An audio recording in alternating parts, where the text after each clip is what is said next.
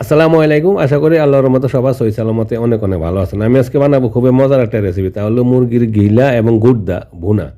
মানে গিলার সাথে যে ছোট ছোট গুর্দা থাকে ওই গুর্দাটাও আমি গিলার সাথে ভুনা করেছি। খুবই মজার একটা রেসিপি। আশা করি আপনাদের পছন্দ হবে।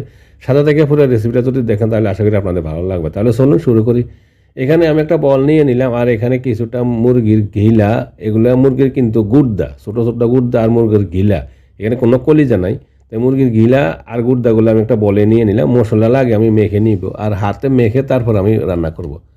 তারপরে প্রথমে আমি দিয়ে দিলাম আধা চামচ আদা বাটা আর আধা চামচ দিয়ে দিলাম রসুন বাটা।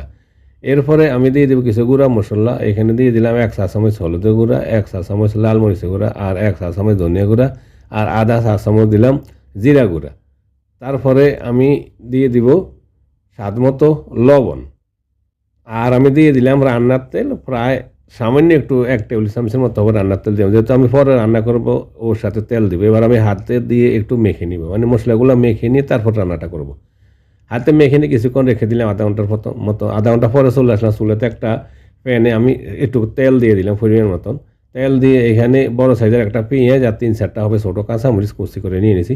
পেঁয়াজ এবং মরিচগুলো আমি একটু বাদামি কালার করে নিয়ে নেব। প্রায় 3 মিনিটের মতন একটু বাদামি কালার করে নিয়ে নিলাম, একেবারে লাল করে নেই।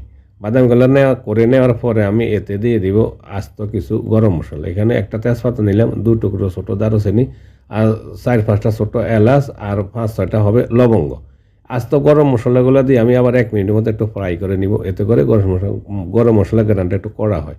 তারপরে আমি যে গিলা এবং গুর্দাগুলা মারিনেশন করে রেখেছিলাম মশলাটা মেখে, এবার এগুলো দিয়ে দিলাম। তারপরে দিয়ে আমি এই অবস্থাতে চুলার একটা হাইতে রেখে 4-5 মিনিট একটু কষিয়ে নিয়ে নিব। ঢাকনা না দিয়ে 4-5 মিনিট এভাবে অনবরত নাড়তে নাড়তে কষিয়ে নিয়ে নিলাম। এরপরে আমি যে বলটাতে আমি মারিনেশন করে রেখেছিলাম, বলটা ধুয়ে যে মশলাটা লেগেছিলো ওই পানি একটু ধুয়ে সামনে একটু পানি দিয়ে দিলাম। তারপর একটু নাড়াচাড়া দিয়ে আমি ঢাকনা লাগিয়ে 6 থেকে 7 মিনিট প্রথমে একটু কষিয়ে নিয়ে নিব। ভালো করে একটু কষিয়ে নিলে মশলাটা ভিতরে ঢুকে টেস্টটা ভালো হয়। এবার 6-7 মিনিট কষিয়ে নেওয়ার পরে এখন পানিটা ছেড়ে দিয়ে দিছে। আমি জাস্ট সামনে একটু পানি দিয়ে দিছি আর এমনিও কিন্তু গিলাগুলো থেকে একটু পানি ছেড়ে দিয়ে দিছি। তারপর আমি দিয়ে দিলাম একটা টমেটো চিকেন করে কুচি করে নিয়ে নিয়েছি। আর সিদ্ধ হওয়ার জন্য গিলা গুর্দাগুলো আমি পরিমাণ মতো একটু গরম পানি দিয়ে দিলাম। গরম পানি দিয়ে তারপর একটু নাড়াচাড়া দিয়ে দিলাম। নাড়াচাড়া দিয়ে ঢাকনা লাগিয়ে আমি প্রায় 15 থেকে 20 মিনিট মিডিয়াম হাইটে রেখে রান্না করে নিয়ে নিলাম।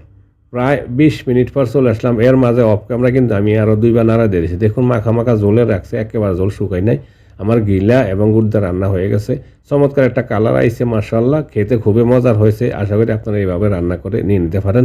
সাদা থেকে পুরো রেসিপিটা দেখার জন্য ধন্যবাদ। সবাই ভালো থাকুন। আল্লাহ হাফিজ।